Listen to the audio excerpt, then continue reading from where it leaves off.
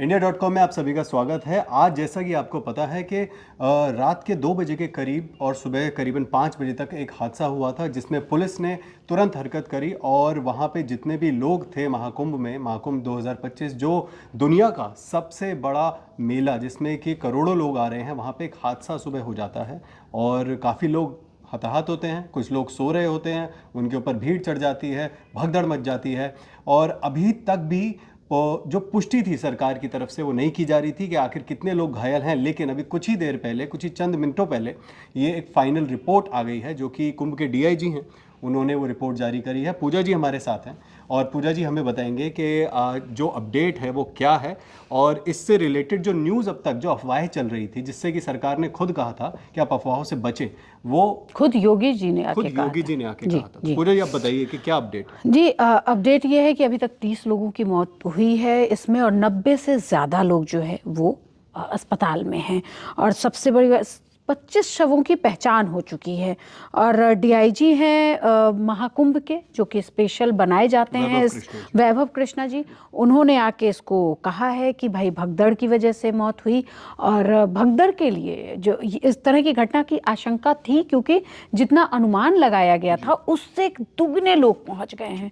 और अगर आप वीडियोस देखें जो वायरल हो रहे हैं लगातार, उसमें अधिकारी खुद उस परिसर में हैं, वहाँ लोगों से आग्रह कर रहे हैं कि भाई आप सोए मत, आप अगर जल्दी आ गए हैं तो आप नहाएं और निकलें, ये अमृत समय है, इस समय आप यहाँ पे सो के समय बर्बाद मत कीजिए क्योंकि बहुत बड़ा पीछे से रेला आ रहा है।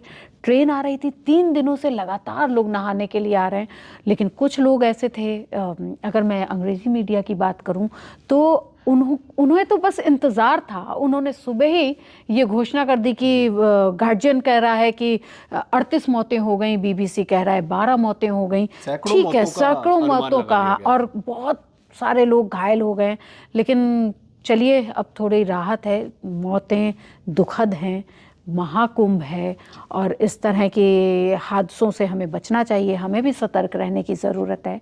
लेकिन लोगों को भी थोड़ा समझना चाहिए कि भीड़ थी, वो सोए नहीं वहाँ पे। और जिसने भी अफवाह फैलाई, देखिए अफवाह की वजह से पिछले दिनों एक ट्रेन से भी लोग कूद के मर गए और आग की अफवाह फैली, और अफवाहों पे ध्यान ना दें। बिल्कुल सही बात पूजा जी, बिल्कुल सही बोला आपने। और ख़ास तौर पर जो आपने वेस्टर्न मीडिया की बात करी है, वो वेस्टर्न मीडिया ने सुबह से ही एक आप कहें एक प्रोपोगेंडा के तहत ये खबरें चलाई कि सैकड़ों मौतें हो चुकी हैं, बहुत ज़्यादा मौतें हो चुकी हैं। नंबर्स को इन्फ्लेट करके दिखाया गया, जैसे कि वो इंतज़ार कर रहे थे कि इस पर्व में, हमारे देश के एक बहुत बड़ा पर्व है जो कि 144 साल बाद है, और उनका कहना ये होता है कि राइट विंग पार्टी है, अपना कोई पर्व मना रही है। हालांकि ये एक ऐसी पार्टी है, ये एक ऐसा पर्व है, पार्टी नहीं कहूँगा, ये एक ऐसा पर्व है जो हमारे देश में समानता और एकता का प्रतीक है और पूरी दुनिया से लोग यहाँ आते हैं और स्नान करते हैं। लेकिन इस घटना का ऐसा लग रहा था, इंतज़ार हो रहा था कुछ वेस्टर्न मीडिया के आउटलेट्स के द्वारा।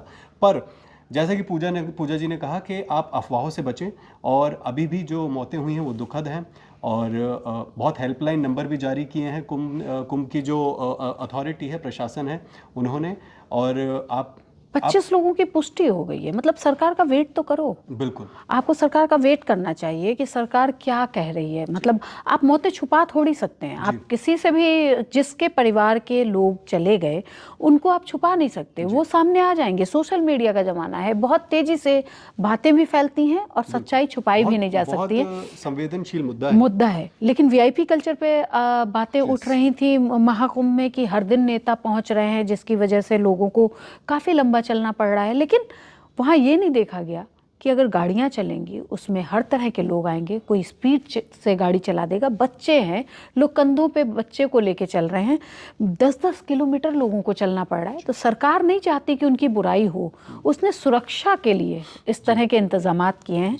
और उस पर अगर इस तरह की बातें हो रही हैं, अब देखिए वीआईपी कल्चर के लिए मना कर दिया गया है, लेकिन जो आएंगे उनको भाई, अब अगर वो नेता हैं, अगर योगी आदित्यनाथ यूपी के मंत्री हैं और 5 तारीख को प्रधानमंत्री जा रहे हैं, तो उनकी सुरक्षा की व्यवस्था भी उसी प्रशासन की है और उनका ध्यान रखना ये हमारी जिम्मेदारी भी है, क्योंकि वो हमारे नेता हैं और उनकी वजह से ही इतनी सारी चीज़ें हो रही हैं।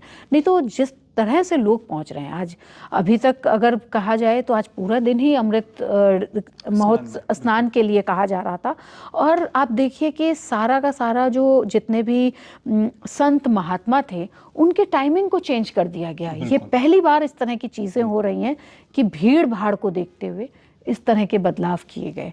तो मुझे लगता है कि सरकार को हमें धन्यवाद देना चाहिए। और एक बात और पूजा जी, क्योंकि सुबह से ही सरकार इस बात को, प्रशासन भी इस बात को रिपीट कर रहा है कि जो लोग जो संगम का जो न्यूज़ है वहाँ जाना चाह रहे हैं, वहाँ जाके स्नान करना चाह रहे हैं, तो जितना भी घाट है, कई किलोमीटर तक घाट बनाए हैं प्रशासन ने सिर्फ इसलिए कि आप कहीं भी स्नान कर सके, गंगा में डुबकी आप लगा सके।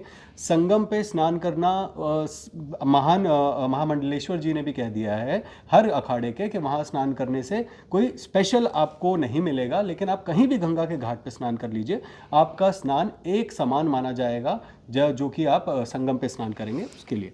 तो हमारा भी जाते जाते मैं एक बात अपने संदेश में कह दूं, मतलब संदेश देना तो मेरा काम नहीं है, लेकिन फिर भी मैं कहना चाहती हूँ, मन चंगा तो कठौती में गंगा, ये हमारे बड़े बुजुर्ग कह गए हैं।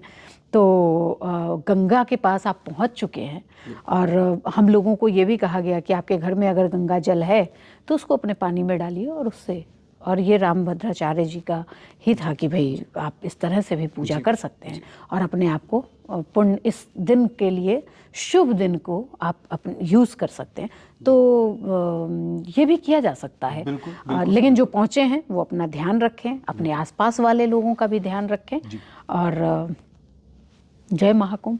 बिल्कुल बिल्कुल, आप महाकुंभ की जितनी भी लेटेस्ट खबरें हैं वो अब हमारे थ्रू देख सकते हैं। india.com पर बने रहिए और आप